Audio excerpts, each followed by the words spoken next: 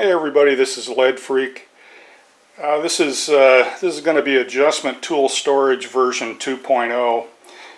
You may have seen an earlier video where I attempted to use some magnets to hold the tool, the adjustment tool, onto the rear of the stock here. What I had done earlier was using epoxy,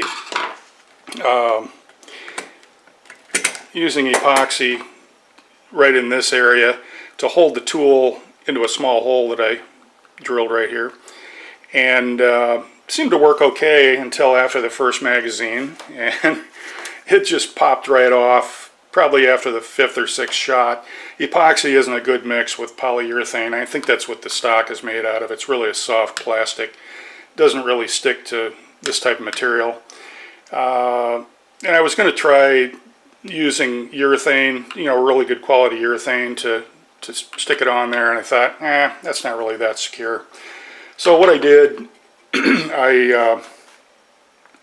before I get into this, you really have to completely disassemble the stock, right down to the very last screw to do what I did.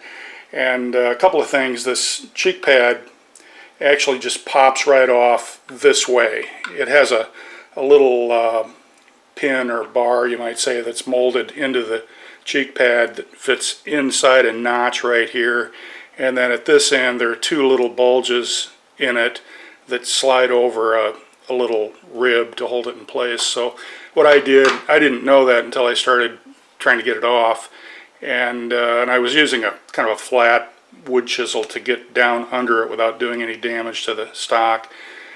So anyway, if you pry on the very top of the stock under this side will pop up and it'll just come right off. It's holding, with it in there, it's basically holding both sides of the stock together. So after you get all of the 25 or so odd screws out of the stock, including one side of the pistol grip, the stock will come completely apart. There's a spring up in the magazine release. I don't know if you can see it here, but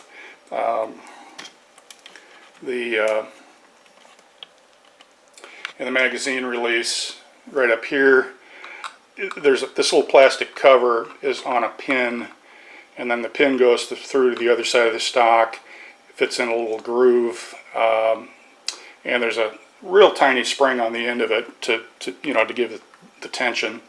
Just keep that in mind. You just don't want to lose it. It's pretty easy to put back together. And then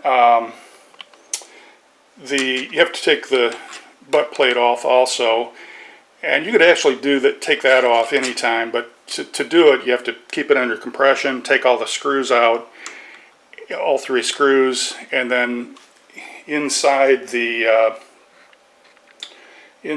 stock, let me get zoomed in here just a little bit. Inside the stock, there are 3 little sleeves that the screws go through, and I believe they're there just so that the butt plate slides on plastic rather than the rough screws. Kind of keeps them aligned also. So once you take the screws out, well, you still have it under compression. I just took a paper clip and went through the screw hole and forced the little plastic sleeves out of each one.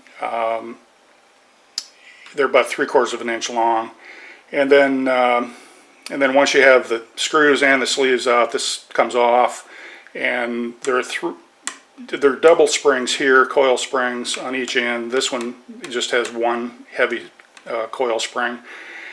I probably could, after I thought about it, after I put it back together, I probably could have taken a C-clamp, maybe 2 C-clamps in between both of these, clamped it from the backs, or this side I should say, so you can access the screws.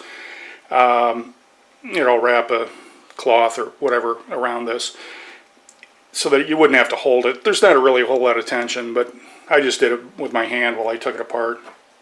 And then it basically just goes back together the same way. So anyway, what I did,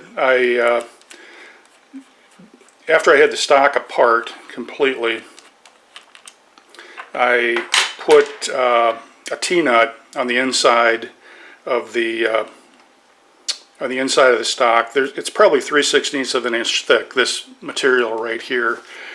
And then I also cut off about half of each of the 3 barbs on the T-nut, at least. I probably could have gone a little further. In fact, you can see, didn't come through, but a couple of bulges right here. Doesn't really matter to me.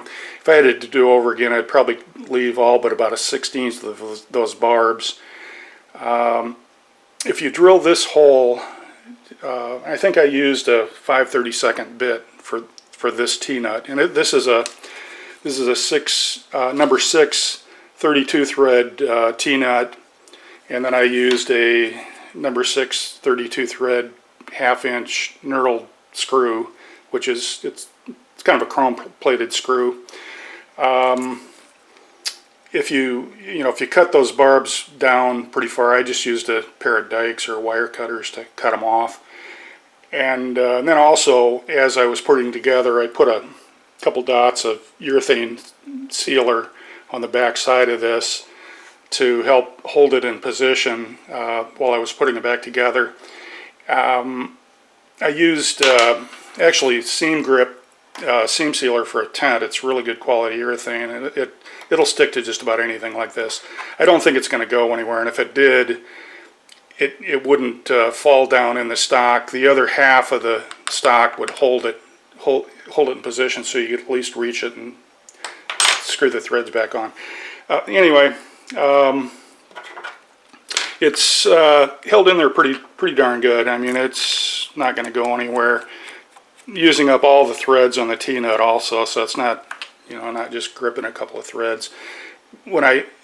Probably the hardest thing was just drilling this tool. I think I went through 2 good quality DeWalt drill bits. That used a 9/64 drill bit, I believe, to drill the hole in the tool. Drilled the tool first, and then I held it in position and drilled down through the stock to have it just in the right position. So anyway, that's it. Not going anywhere. It's always going to be with a gun.